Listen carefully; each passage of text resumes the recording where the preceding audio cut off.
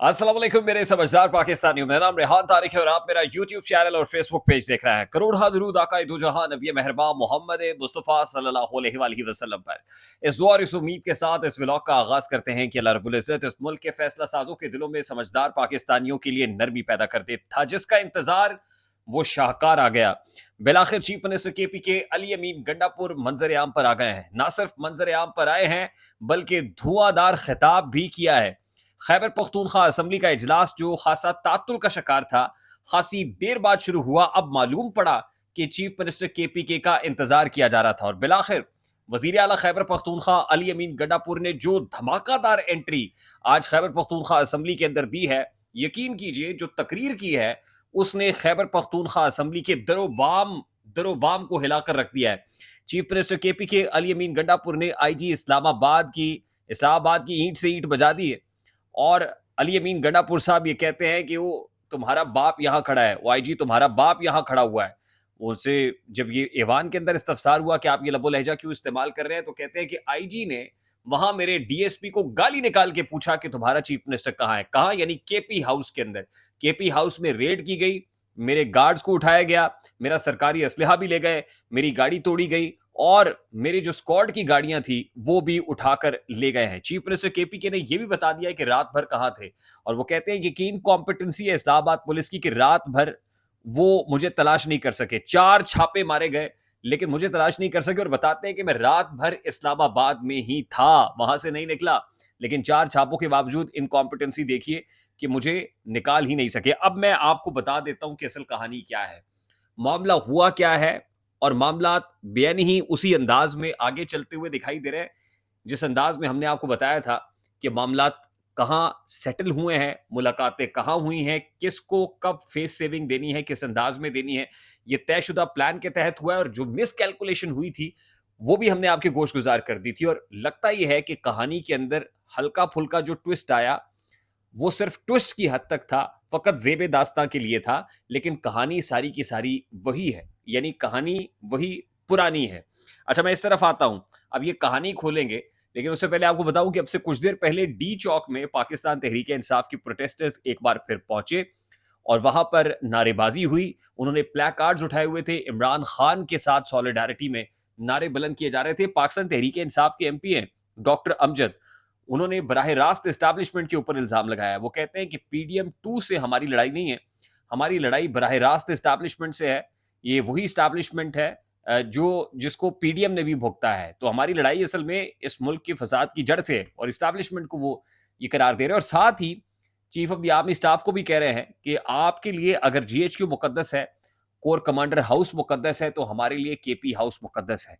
और KP house में यानी हमारे घर में घुसकर जो रेड हुई है और हमारे घर में घुस के जो तोड़-फोड़ की गई है, हम उसका हिसाब, उसका बदला चुकाएंगे। और यही बात आज अली अमीन गंडापुर ने केपी असेंबली के फ्लोर पर खड़े होकर भी कही है। अच्छा, अब अली अमीन गंडापुर ने क्योंकि ऊपर उंगली का इशारा किया और ये कहा कि अल्लाह अल हक है, मैं ये बताना चाहता हूं कि मैं रात भर इस्लामाबाद में रहा। तो देखिए कि जिस वक्त अली अमीन गंडापुर ये काफिला लेके इस्लामाबाद की तरफ निकले थे तो हमने आपको बता दिया था कि एज पर द प्लान ये रात भर इस्लामाबाद में पड़ाव करेंगे और इस्लामाबाद आने की इजाजत हो सकता है इनको ना मिले और वहीं पर को फेस सेविंग देके इनको वापस भिजवा दिया जाएगा। लेकिन अली अमीन गंडापुर की मजबूरी थी और मजबूरी ये कि इमरान खान साहब की कॉल और ऑर्डर बहुत सख्त था, इस्लामाबाद आना ही आना था। और अली अमीन गंडापुर ने बता दिया था कि मेरा इस्लामाबाद आए बगैर गुजारा और चारा कोई नहीं है।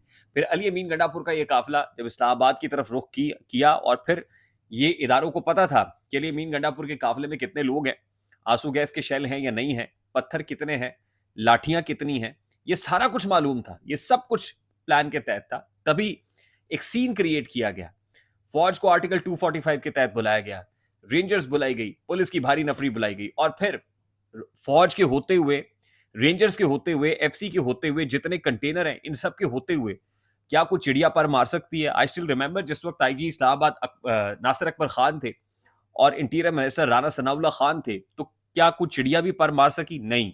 जब अरेंजमेंट होती है और इस्टेब्लिशमेंट को अपना मेहमान आ रहा होता है तो फिर आने दिया जाता है, फिर इतनी ब्रीदिंग स्पेस दी जाती है। ये स्पेस दी गई। इस्लामाबाद पहुंचे, ब्लू एरिया में पहुंचे, डी चौक में कारकुनान पहुंचे, चाइना चौक में घुमसान का रन पड़ा, अटक पुल से लेके चाइना चौक तक जो कुछ होता रहा, इवन पत्थर नगर के ऊपर जो कुछ हुआ पत्थरों की बारिश हुई, वो भी सबने देखा और दोनों तरफ से हुआ।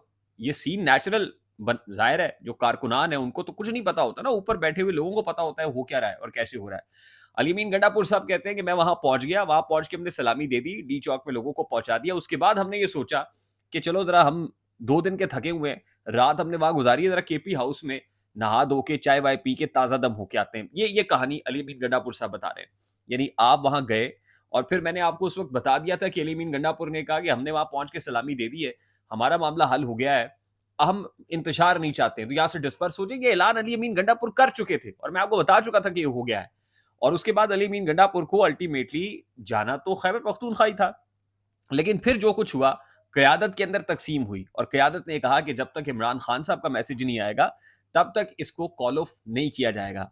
हालाँकि ये प्लान हो गया और ये जो रेंजर्स पहुँची या पुलिस पहुँची केपी हाउस के अंदर, ये भी असल में इस सारे मामले को डेवलप करने के लिए, अली अमीन गंडापुर को सेफ पैसेज देने के लिए, मामलात को वहाँ से फेस सेविंग देने के लिए निकले। और अली अमीन गंडापुर जहाँ रहे, वो भी हमने आपको बता दिया कि इस्लामाबाद में, इसके बाद वो गए कहाँ थे और मार्गला रोड के ऊपर किसका दफ्तर है। तो अली अमीन गंडापुर साहब यहाँ तक बात बिल्कुल ठीक कर रहे हैं। उन्होंने आज अपनी तकरीर के अंदर भी कहीं एस्टैब्लिशमेंट का कोई ज़िक्र नहीं किया, फौज का कोई ज़िक्र नहीं किया। वो पीडीएम की बात कर रहे हैं, पीडीएम 2 की, फॉर्म 45, फॉर्म 47 का ज़िक्र कर रहे हैं। वो आज आईजी इस्लामाबाद के ऊपर पूरी तकरीर कर गए हैं। आईजी इस्लामाबाद को धमकियाँ भी लगाते रहे और वो कह रहे हैं कि आईजी इस्लामाबाद इस फ्लोर के ऊपर आएगा, केपी असेंबली पर आके माफ़ी माँगेगा। वो कह रहे हैं कि इनके ऊपर पर्चा कराएँगे। वो और किसी की बात नहीं कर रहे, किसी एक फ़र्द का नाम उन्होंने नहीं लिया, जो लाइमलाइट में था। ये एस्टैब्लिशमेंट का बंदा था। ये सपोर्टर्स बात कर रहे हैं, कारकुनान बात कर रहे हैं, अली अमीन गंडापुर किसी जगह पर कोई बात नहीं कर रहे हैं। सिर्फ़ आईजी इस्लामाबाद की बात कर रहे हैं, कमज़ोर आदमी है, ज़ाहिर है। सिविल जो है वो ब्यूरोक्रेसी से है। तो वो ये बात करके अपना गम गलत करने की कोशिश कर रहे हैं और अपने लोगों को ये बता रहे हैं कि जो हुआ है बहुत ज़्यादती हुई है। ज़ाहिर है ज़्यादती तो कारकुनान के साथ हुई है, सपोर्टर्स के साथ हुई है, वर्कर्स के साथ हुई है। अच्छा, इस सारे मामले में जो अचीव हुआ है, मैं आपको बता चुका हूँ कि अली अमीन गंडापुर ज़ाहिर है आ भी गए हैं, करारदाद भी केपी असेंबली के अंदर मंजूर हो गई है आज। अचीव जो हुआ है वो ये कि दूसरी तरफ हुकूमत की तरफ से जो तेज़ियाँ हो रही हैं, हुकूमत में पाकिस्तान पीपल्स पार्टी और पाकिस्तान मुस्लिम लीग नून के इजलास हुए हैं। उसके बाद ये जो हुकूमती वफ़्द है मौलाना फजलुर रहमान की रिहाइशगाह पर भी पहुँचा है। जो कुछ भी होगा मौलाना को ऑन बोर्ड लेके होगा और मौलाना के साथ पाकिस्तान तहरीक-ए-इंसाफ भी ऑन बोर्ड है। अब मामला एससीओ समिट, एससीओ कॉन्फ्रेंस के बाद होगा और ये मामला पीटीआई के साथ भी तय कर लिए गए हैं। एससीओ कॉन्फ्रेंस के बाद होगा। उसमें एक नोटिफिकेशन जारी करना भी बहुत ज़रूरी है। वो नोटिफिकेशन जिसके और इसके बाद ही काज़ी फ़ाइज़ ईसा साहब 29 तारीख को लंदन जा रहे होंगे और एक और नोटिफिकेशन जिसमें मंसूर अली शाह साहब का ज़िक्र होगा। ये सारी चीज़ें अब आपको होती हुई नज़र आएँगी। आई होप मेरी बात आप तक पहुँची होगी। अगर पहुँच जाए तो वीडियो को लाइक और शेयर करना मत भूलिएगा। चैनल पे नए तो चैनल को सब्सक्राइब कर लीजिएगा। बेल आइकन ज़रूर दबाइएगा। मुझे रेहान तारिक को इजाज़त दीजिए। अपना बहुत सारा ख्याल रखिएगा। अस्सलाम वालेकुम।